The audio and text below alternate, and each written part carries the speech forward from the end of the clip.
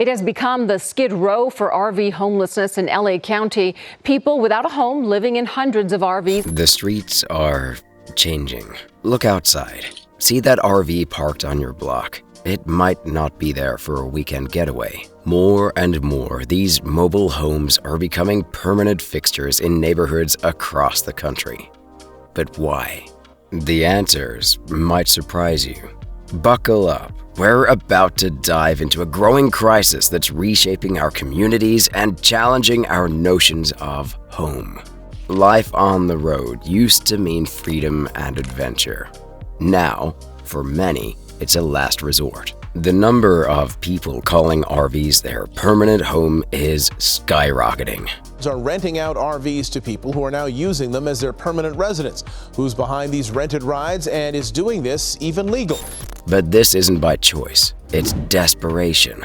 Soaring housing costs are pushing people out of traditional homes. In major cities, rent has gone up 30% in just the last few years. Wages aren't keeping up. For some, an RV is the only option left before ending up on the streets. It's not just the usual suspects either. We're talking about working families, retirees, and even young professionals. People who never thought they'd end up living in a vehicle. The numbers don't lie. RV sales have been booming, but not just for vacationers. A survey found that 30% of new RV buyers plan to use them as their primary residence. That's a huge jump from just 10% 5 years ago. This trend isn't limited to any region either. From the West Coast to the East, from urban centers to rural towns, RV living is on the rise. In Seattle, the number of people living in vehicles increased by 46% in just 1 year. Los Angeles County estimates that over 16,000 people live in RVs within its borders. The reasons behind this shift are complex, to say the least. Economic factors play a big role. The gap between wages and housing costs continues to widen. In many cities, even middle-class earners struggle to afford rent or mortgages. That has come in many ways to symbolize the Bay Area's growing housing crisis. This crisis only worsened through the pandemic. An RV becomes an attractive alternative to spending 50% or more of income on housing. But it's not just about the money. Some choose RV living for other reasons. Environmental concerns drive some to downsize. Others seek a more minimalist lifestyle. And for some, especially in high-cost areas, living in an RV is a strategic choice to save money for future goals. However, the majority of RV dwellers aren't living this way by choice. They're part of a new class of hidden homeless. They have a roof over their heads, but it's on wheels and often lacks basic amenities that some of us take for granted. This situation creates unique challenges. Many RV dwellers struggle with access to basic services. Finding places to safely park, dump waste, and access electricity and water becomes a daily concern. Add to this potential health issues that can arise from living in cramped quarters without proper sanitation. There's also a psychological toll. The stress of uncertain housing, social stigma, and constant mobility can be overwhelming. Children living in RVs may struggle with schooling and social development. But here's the kicker. These RVs need somewhere to park. And that's where the real problem begins. The infrastructure to support this growing population simply doesn't exist. RV parks, once a reliable option, are disappearing fast. You'd think with more people living in RVs, RV parks would be thriving. Wrong. They're shutting down left and right. It's a perfect storm of problems forcing these vital spaces to close their gates for good. First up is the zoning laws. Many cities are cracking down on long-term RV stays. They're changing regulations, limiting how long an RV can park in one spot. Some places are banning overnight RV parking altogether. It's pushing RV parks out of business or forcing them to kick out long-term residents. Then there's the money issue. Running an RV park isn't cheap. Water, electricity, sewage, it all adds up. With land values going up, many park owners are selling to developers. Why run an RV park when you can cash in on luxury condos? Local pressure plays a part too. Some communities don't want RV parks in their backyard.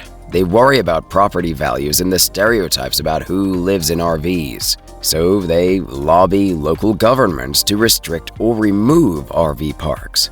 Environmental concerns are another factor. Older RV parks might not meet new standards for waste management or energy efficiency. Upgrading is expensive. For some owners, it's easier to just close up shop. Let's look at some real examples. In Florida, a popular retirement destination, over 100 RV parks have closed in the last decade. California lost 35% of its RV parks between 2000 and 2020. Even in RV-friendly states like Texas, parks are disappearing. The Shady Grove RV Resort in Austin is a perfect example. It was home to over 150 RVs, many belonging to long-term residents. But last year, it shut down. The owners sold the land to a developer. Overnight, dozens of people lost their home base. This isn't just happening in big cities either. Small towns are feeling the pinch too. The Rolling Hills RV Park in rural Oregon closed after 40 years. The owners couldn't keep up with new regulations and rising costs. The closure of these parks has a domino effect. When one park closes, others in the area become overcrowded. This leads to stricter rules and higher prices, making it even harder for long-term residents to stay. Some RV parks are trying to adapt. They're adding amenities like Wi-Fi, fitness centers, and even co-working spaces to attract a new generation of RV dwellers. But these upgrades often come with higher prices, pushing out those who need affordable options the most. But despite this, the loss of RV parks isn't just about losing a place to park. These parks often serve as communities. They provide a sense of stability and belonging for people living on the road. When they close, it's not just a loss of space, it's a loss of community. For many long-term RV dwellers, these closures are devastating. They lose access to utilities, a safe place to park, and often a support network. Some have lived in the same park for years, building relationships and a sense of home. When the park closes, they're forced to start over.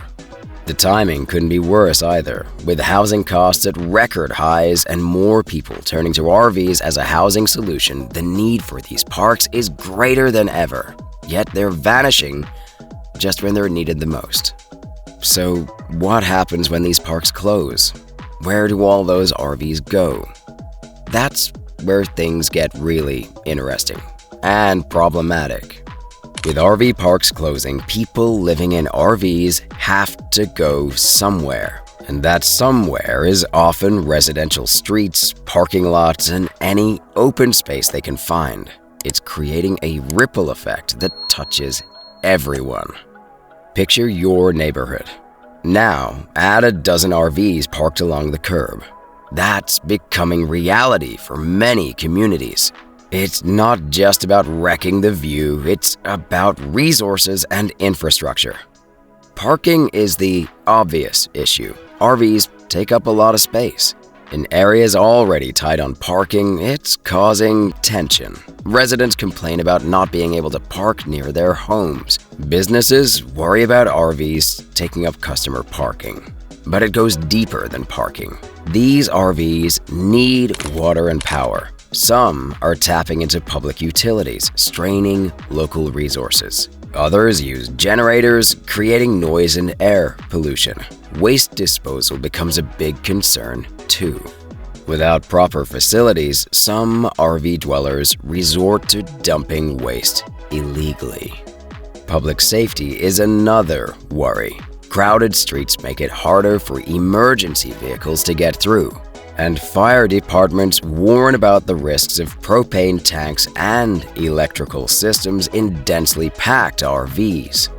Now don't get me wrong, it's not just residential areas. In Seattle, one neighborhood counted over 200 RVs parked on public streets. Local services are struggling to keep up. Police departments report increased calls about RV-related issues. Social services are stretched thin, trying to help this new population of homeless. The RV dwellers themselves face challenges too. Many live in fear of being towed or ticketed. They have to move frequently to avoid fines. Access to basics like showers, laundry, and mail becomes a daily struggle. Communities are divided on how to respond. Some push for strict enforcement, wanting RVs off their streets. Others advocate for designated safe parking areas. It's a complex issue to be sure, with no easy answers. Take Santa Barbara, California. They started a safe parking program designating certain lots where RVs can park overnight. It's helped, but it's also drawn criticism for attracting more RVs to the area. Or on the flip side, look at Mountain View in Silicon Valley. They banned RV parking on most city streets. The result? RVs just moved to the few remaining legal spots, concentrating the issue. These solutions and others are just band-aids on a growing problem. As more RV parks close and more people turn to RVs as housing, the pressure on communities will only increase. The impact on communities isn't just physical, it's social and emotional, too. Longtime residents often feel their neighborhoods are changing and not for the better. There's fear, misunderstanding, and sometimes hostility towards RV dwellers. On the flip side, RV residents feel marginalized and unwelcome. They're part of the community but often treated as outsiders. This creates a cycle of tension and mistrust that's hard to break. Some communities are trying innovative approaches. In Oakland, California, a vehicle triage center, quote-unquote, provides a safe space for RVs with access to services. It's a step towards recognizing RV dwellers as part of the community, not a problem to be solved. But these kinds of solutions are few and far between. Most communities are still grappling with how to balance the needs of RV residents with those of homeowners and businesses. The economic impact is significant too. Cities spend millions on enforcement, cleanup, and social services related to RV living. Business in areas with high concentrations of RVs often report declining sales. Yet, there's also an opportunity here. Some forward-thinking cities see RV dwellers as potential contributors to the community. They're exploring ways to integrate them, recognizing that diversity in housing can lead to a more resilient and inclusive city. As this situation evolves, it's clear that old solutions won't work. Communities need to think creatively and compassionately to address the complex web of issues surrounding RV living. So, where does this road lead? If current trends continue, we're looking at a future with more RVs on streets and fewer designated places for them to go. It's a recipe for increased tension and bigger challenges for everyone involved. Without action, we could see entire neighborhoods transformed before our very eyes. Streets lined with RVs could become the new normal in many areas. This could lead to a drop in property values and changes in the character of communities. Local governments might be forced to take more drastic measures as well. We could see more cities following Mountain View's lead, banning RV parking outright. But that just pushes the problem elsewhere. On the flip side, some cities might go the other way. They could designate more areas for RV parking, essentially creating new RV communities within city limits. But this requires resources and careful planning. The closure of RV parks isn't likely to slow down. Land is too valuable, and the pressures are too high. Without intervention, we'll continue to lose these vital spaces. And for RV dwellers themselves, the future looks uncertain. More movement, less stability, and increased conflict with residents and authorities. It's a stressful way to live, and it's not sustainable for many. But It's not all doom and gloom. This crisis is forcing communities to think creatively about housing and land use, and that's always a good thing. Some interesting solutions are emerging as well. Some cities are exploring partnerships with churches and nonprofits to create safe parking programs. Others are looking at zoning changes to allow more RV parks or tiny home communities. There's also a push for more affordable housing options. If people have alternatives to RV living, it could ease the pressure on streets and communities. Technology might play a role too. Apps that connect RV owners with private landowners for parking could help distribute RVs more evenly and reduce concentration in problem areas. The key is balance. Finding ways to accommodate those who need to live in RVs while preserving the quality of life for all community members. It's a tough challenge, but one that needs tackling head-on.